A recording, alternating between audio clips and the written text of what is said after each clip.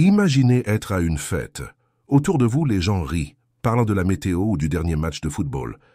Mais vous avez envie de discuter de choses plus profondes, des rêves, des peurs, du sens de la vie. Sauf qu'à chaque tentative, la conversation retombe sur des sujets légers. C'est frustrant, n'est-ce pas? C'est exactement ce que vivent beaucoup de personnes intelligentes. Leur esprit cherche constamment du sens, des idées, des débats stimulants. Mais dans un monde où la plupart des échanges restent superficiels, elles finissent par se sentir seules, comme si elles parlaient une langue que personne ne comprend. 7. Solitude n'est pas un rejet des autres. C'est simplement une différence de rythme. Pendant que certains se contentent de bavarder, d'autres ont besoin de conversations qui nourrissent leur âme. Et quand elles ne les trouvent pas, elles préfèrent souvent le silence. Mais attention, cette distance n'est pas définitive. Dans le prochain chapitre, nous verrons pourquoi ces mêmes personnes peuvent aussi se sentir épuisées en société et comment leur sensibilité les protège. Vous arrive-t-il de vous sentir vidé après une simple réunion de famille? Ou une sortie entre amis? Comme si ces moments, au lieu de vous ressourcer, vous avez pris toute votre énergie? Si oui, vous n'êtes pas seul. Beaucoup de personnes intelligentes vivent cela au quotidien, et ce n'est pas de leur faute. En réalité, leur cerveau fonctionne comme une antenne ultra sensible. Il capte tout, les regards en coin, les petits mensonges polis, les émotions, cachées derrière un sourire. Là où la plupart des gens ne remarquent rien, elles perçoivent chaque détail, et ce talent, aussi précieux soit-il, peut vite devenir épuisant. Imaginez un filtre qui laisserait passer toutes les informations sans tri. C'est ce qui se passe pour elles. Les bruits, les lumières vives, les conversations qui s'entrecroisent, tout est absorbé, analysé, sans possibilité de faire pause. Résultat? Une fatigue intense, parfois même après quelques minutes seulement en groupe. Alors naturellement, elles se protègent.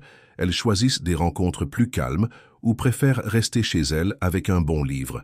Non pas parce qu'elles n'aiment pas les autres, mais parce que leur esprit a besoin de silence pour se recharger. Mais cette sensibilité a aussi un côté précieux, comme nous le verrons dans le chapitre suivant. C'est elle qui leur permet de créer, d'inventer, de voir ce que les autres ne voient pas. Vous êtes-vous déjà retrouvé à avoir une idée géniale sous la douche ou en faisant une promenade tranquille? Ces moments de calme où soudain tout devient clair?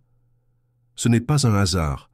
Pour les esprits profonds, la solitude n'est pas une punition, c'est une nécessité, un atelier où les meilleures idées prennent forme. Prenez l'exemple des plus grands inventeurs et artistes. Einstein méditait des heures seul sur sa théorie. Proust écrivait enfermé dans sa chambre. Ces génies ne fuyaient pas le monde.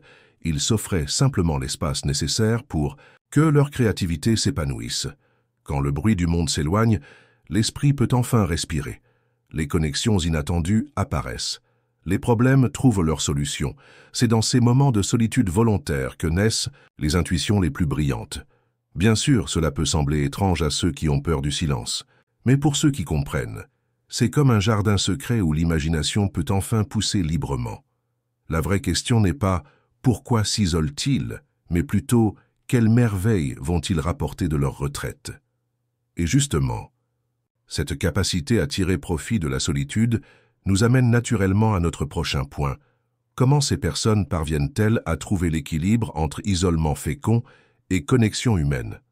Avez-vous déjà eu l'impression de parler une langue différente de votre entourage, comme si vos centres d'intérêt, vos questionnements, votre façon de voir le monde ne trouvaient pas d'écho autour de vous? C'est le dilemme auquel font face beaucoup de personnes à l'esprit vif et curieux. Le problème n'est pas qu'elles n'aiment pas les autres. Au contraire, ce sont souvent des êtres passionnants, capables d'écoute et de conversations enrichissantes, mais elles recherchent des échanges qui nourrissent vraiment leur intellect et leur âme, pas juste des bavardages superficiels. Imaginez un violoniste talentueux, obligé de ne jouer que des comptines pour enfants. Au bout d'un moment, il a soif de partitions plus complexes, de mélodies qui le challengent. C'est pareil pour les esprits avides de profondeur. Ils ont besoin de trouver leurs semblables, ceux qui partagent leur soif de sens. La bonne nouvelle? Ces connexions authentiques existent. Elles prennent juste plus de temps à se créer. Parfois, elles se trouvent dans des cercles spécialisés, des clubs, de lecture d'ADSO, sur des associations. D'autres fois, c'est une rencontre inattendue, Un coup de foudre amical où deux âmes se reconnaissent. Et quand ces rares mais précieuses amitiés se forment, quelle richesse! Des conversations qui durent des heures sans voir le temps passer, des silences complices qui en disent de plus que des mots, une compréhension mutuelle qui ne nécessite pas d'explication. Ce qui nous amène naturellement à une question cruciale. Comment cultiver ces relations rares tout en restant fidèle à soi-même? C'est ce que nous explorerons dans le prochain chapitre. Comment rester fidèle à sa nature profonde tout en gardant une porte ouverte aux autres? C'est le grand équilibre que doivent trouver les personnes intelligentes et sensibles, un peu comme un danseur qui doit à la fois suivre la musique et garder son style propre. Vous savez, ce n'est jamais tout noir ou tout blanc. On n'est pas obligé de choisir entre s'isoler complètement ou se forcer à être quelqu'un d'autre. La sagesse, c'est souvent de trouver une voie du milieu, comme apprendre à apprécier certains moments légers tout en réservant du temps pour des échanges plus profonds. Prenons l'exemple de Marie, 68 ans. Elle adore discuter philosophie, mais elle a compris que sa voisine préfère parler de son jardin. Alors elle prend plaisir à écouter les histoires de Rosier le matin et le soir, elle participe à un club de lecture en ligne pour nourrir son besoin de débats intellectuels. Deux mondes, deux besoins satisfaits. Le secret. Faire des compromis sans se renier. Accepter que certaines relations resteront superficielles, sans pour autant renoncer à chercher celles qui iront plus loin. Comme un jardinier qui cultive différentes plantes, certaines pour leur beauté immédiate, d'autres pour leurs fruits à long terme.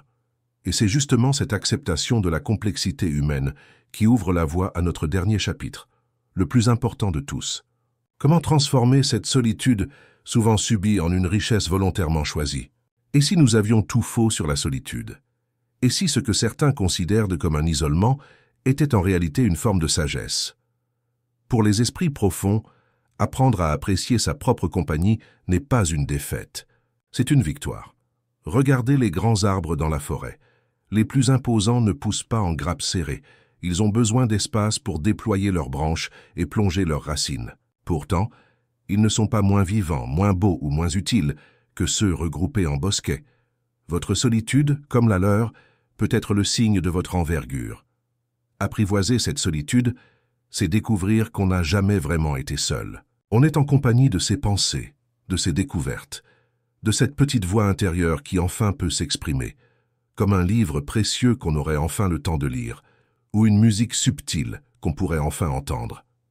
Mais attention, le but n'est pas de se couper du monde, c'est d'y participer à ses propres termes, comme un sage qui descend de sa montagne pour partager ce qu'il a appris dans le silence.